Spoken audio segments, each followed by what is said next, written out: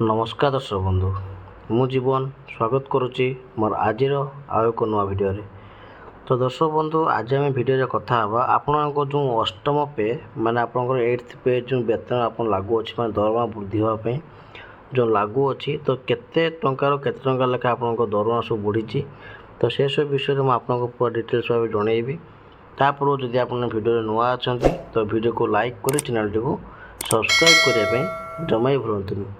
तो दर्शक बंधु आपण जो मैंने सरकार और बेसरकारी जो मैंने प्राइवेट कंपनी आप जॉब कर तो से आपण नियम लागू अच्छी जहाँकि आपर एप्रिल मासर 1 तारिख पाखर आपर यही नुआ नियम आपको लागू हम ठीक अच्छे। तो ये आपको नुआ नियम लागू हम तो से आप सैलरी इनक्रीमेंट हाँपाई जाऊँगी ठीक अच्छे। तो सैलरी इनक्रीमेंट केते हम ना पाखापाखि आपर मंथली इनकम आप 30,000 टका लेखा पाइबे ठीक अच्छे जहाँकि आपंकर ऑल इंडिया बेसिकली जो मैंने सरकारी कि बेसरकारी भाव में अच्छा तो से नियमटी लागू हाँपाई जाऊँगी केवेठू ना आपंकर एप्रिल मास 1 तारिख ठीक अच्छे। तो एप्रिल मास 1 तारिख आपको लागू हाँपाई जाऊँगी। तो चलते जाना एवं आपणकर कौन कौन कौन श्रेणी लोक केमी पाइबे अर्धकुशल मैंने केमी पाइबे और जो मैंने हाई स्किल अच्छा से दरमा केते बढ़िबो। तो दर्शक बंधु आप देखिपे कि आपको लेखाए देखते ये 8th पे कमिशन अपडेट माने अष्टम वेतन आयोगर बड़ अपडेट दरमा 30% बढ़िबार संभावना रही ठीक अच्छे। तो चलो तो मुझे न्यूज़टा आपको भल भाव जन दूँ।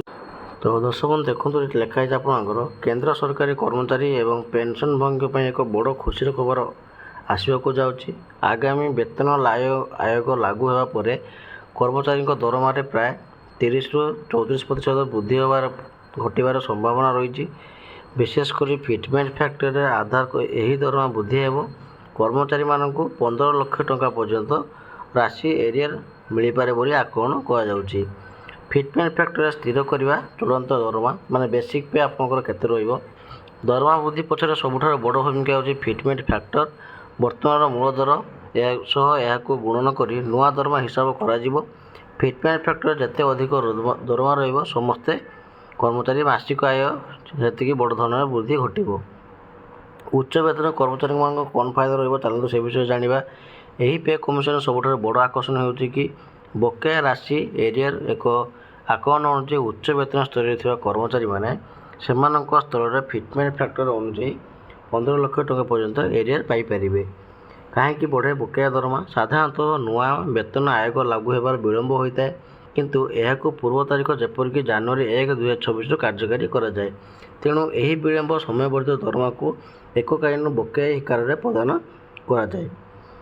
देखु तापर देखो यार कौन रही ना राजकोष उपर कौन चाप पड़ पार तो से विषय आप जाना दरकार एका सांगे एत बड़ परिमाण बकेया राशि प्रदान कले सरकारी खर्च जहाँकि वृद्धि पाइब कमिशन लागू होगा पर दरमा बाबद खर्च तीव्र गति बढ़ो जार सीधासख प्रभाव सरकार आगामी बजेट उपर पड़े बोली रिपोर्ट जना पड़ी ठीक अच्छे। तो दर्शक बंधु आपको मुझे देखुँ कि आपको 1 एप्रिल मास जो लागू होबार अच्छे दरमाटा तो से आपंकर केमती केते कौन दरमा सब आप पाइबे देखो ये लिखाई आपर कि 1 एप्रिल सारा भारतवासी सर्वनिम्न दरमा अधिक पाइबे नुआ सैलरी अपडेट ठीक अच्छे। देखो आपंकर कौन अच्छी ना कैटेगरी अनुसार माने अनस्किल्ड सेमी स्किल्ड और स्किल्ड और हाई स्किल्ड तो ये 4टा जिन आपंकर कैटेगरी रही कैटेगरी आपको लिखाई। तो अनस्किल्ड वाला आम देखापी जा दैनिक वेतन आपण पाइबे 783 टंका मासक पाइबे आप 20,358 टंका। सेमी स्किल्ड के पाइबे ना 868 टंका मासक पाइबे आप 22,568 टंका। स्किल्ड आपने केते पाइबे ना 954 टंका मासक पाइबे आप 24,804 टंका। हाई स्किल्ड आपने केते पाइबे ना 1,035 टंका एवं मासक पाइबे आप 26,910 टंका। तो ये सब जिन जो बदलला कौन सब बदल देखूँ एक आप देखापी जा सरकार दक्षता स्तर उपर आधारित नूतन सर्वनिम्न दरमा स्थिर कर प्रযোज्य हो निर्माण कारखाना सेवा और कृषि क्षेत्र में लक्ष लक्ष श्रमिक उपभुक्त हेबे ठीक अच्छे। माने एटा केवल आप गवर्नमेंट नुहे आपर ପ୍ରାଇଭେଟ୍ ମଧ୍ୟରେ ବି ଆପଣ ଏଇ ଧରଣର ସବୁ ଲାଗୁ ହେବା ପାଇଁ ଯାଉଛି। ଠିକ୍ ଅଛି। ତ ଦେଖନ୍ତୁ କିଏ କିଏ ଏମାନେ ଉପକୃତ ହେବେ ଏଇ ଧରଣରେ। ଘରୋଇ ଏବଂ ସରକାରୀ ନିଯୁକ୍ତିଦାତା ଉଭୟଙ୍କୁ ଏହି ନୂତନ ମଜୁରୀ ନିୟମ ପାଳନ କରିବାକୁ ପଡ଼ିବ। ମାନେ ଆପଣଙ୍କ ପ୍ରାଇଭେଟ୍ ସେକ୍ଟରରେ ଏବଂ ଗଭର୍ଣ୍ଣମେଣ୍ଟ ସେକ୍ଟରରେ ଯାହା ବି ଆପଣଙ୍କର ନିୟମ ଅଛି ତା'ର ନିୟମଟା ଲାଗୁ ହେବା ପାଇଁ ବାଧ୍ୟତାମୂଳକ କରାଯାଇଛି। ଠିକ୍ ଅଛି। ଆଉ ଗୋଟେ ଦେଖନ୍ତୁ କ'ଣ ଲେଖାଯାଇଛି ନା ନିର୍ମାଣ କାରଖାନା ସେବା ଏବଂ କୃଷି କ୍ଷେତ୍ରରେ ଲକ୍ଷ ଲକ୍ଷ ଶ୍ରମିକ ଉପକୃତ ହେବେ। ଠିକ୍ ଅଛି। ମାନେ ଯେଉଁମାନଙ୍କର ପ୍ରାଇଭେଟ୍ ସେକ୍ଟରରେ ଯେଉଁମାନେ ଲେବରମାନେ କାମ କରୁଛନ୍ତି, ଶ୍ରମିକମାନେ କାମ କରୁଛନ୍ତି ଏବଂ କୃଷି କ୍ଷେତ୍ରରେ ଯେଉଁମାନେ କାମ କରୁଛନ୍ତି ତ ସେମାନଙ୍କୁ ମଧ୍ୟ ଏହି ନିୟମ ମାନିବା ପାଇଁ ବାଧ୍ୟ ହେବ।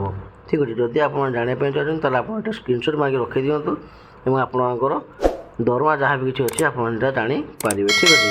ଯଦି ଭିଡ଼ିଓ ଭଲ ଲାଗିଥିବ ତ ଭିଡ଼ିଓକୁ ଲାଇକ୍ କରି ଚ୍ୟାନେଲଟିକୁ ସବସ୍କ୍ରାଇବ୍ କରିବା ପାଇଁ ଜମା ବି ଭୁଲନ୍ତୁ